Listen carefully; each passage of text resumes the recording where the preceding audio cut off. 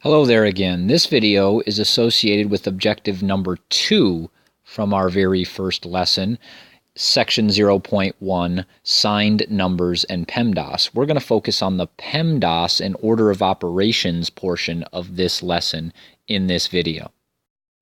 If you look at the back of the second page of your notes, you'll see Roman numeral number 2, order of operations. Take a look at this following expression, which reads 27 divided by parentheses 2 plus 3 plus 4 plus 3 squared times 3. Well, obviously, there are a lot of operations involved, and the question is, where do we start? So there are definitely other possibilities. For instance, someone might add the 2, the 3, and the 4 and say, all right, well, this is 9, and then I could do 27 divided by 9 and get 3 and go from there.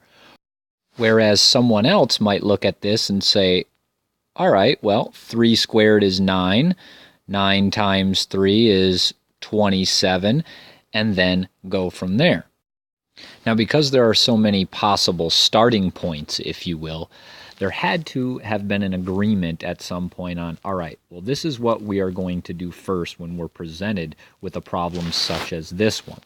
Well, that agreement, if you will, is what is known as the order of operations. And this order of operations defines how we will perform addition, subtraction, multiplication, and division, and in which order every single time. A nice acronym to remember this is the acronym PEMDAS, which I'm sure you may have heard of before. It's one of the most widely used acronyms in all of mathematics. Here's how it works. We remember it by this phrase in most cases, please excuse my dear Aunt Sally. Now, there are other ones out there, but this is probably the most commonly used saying, if you will, to help you remember the acronym. We'll start with the P, and the P for please is supposed to be for parentheses, and I'll abbreviate these, and then I'll put a symbol next to the letter. So we always start by looking in the parentheses first, if they're present in the expression. The next thing we're going to look for is exponents. So after parentheses, we look and see, are there any exponents, and we would have to compute those first. So I'll do x squared so you see those. The next one, M, stands for multiplication. And I'll put a little dot there because now we use the dot in algebra more so than the x to represent multiplication. After multiplication, we look for any division to complete, and we'll use this as the division symbol. After division comes addition, and then after addition comes subtraction. Now, there is something with this PEMDAS expression that you have to be careful for, and it involves this warning that I've given to you. I won't read it word for word. However, if you are in a situation where the expression involves only multiplication and division, or only addition and subtraction, and those are your only two operators left, you have to make a choice on which one to do first. Now, PEMDAS seems to tell us to do always multiplication before division. However, that's not the case. Take a look at this little warning example I've given you. According to PEMDAS, I must do 5 times 3 first because it's the multiplication. Well, that's not how it really works when there's only multiplication and division left. Instead, I must work left to right only, regardless of the signs. So, I would first complete 50 divided by 5 and get 10, multiply by 3, which then gives me 30, and finally divide that by the final 10 to give me 3. Please try the second bullet in this section, and I will have you check your answer in a moment. Did you get 44? If so, you did it correctly. Remember, you must go left to right, even though PEMDAS suggests to do addition before subtraction. This is the exception to that rule. Here's an extra credit opportunity for you. Can you think of another way to remember the acronym PEMDAS? Can you think of a phrase that will fit these letters? Extra credit will be awarded to the person who comes up with what I feel is the best phrase. Here's one that I've come up with. Don't laugh.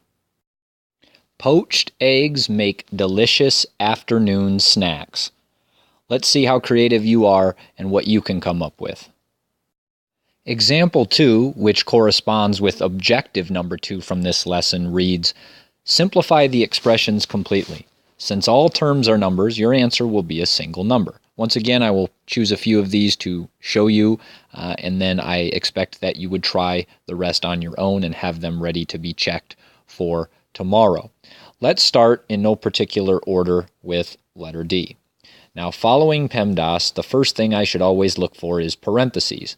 Now, there are parentheses, but within those parentheses is just a single 6. There's nothing to do there. So then I would move on to the next letter in the acronym, which is exponents. There are no exponents, so then we move to M, or multiplication.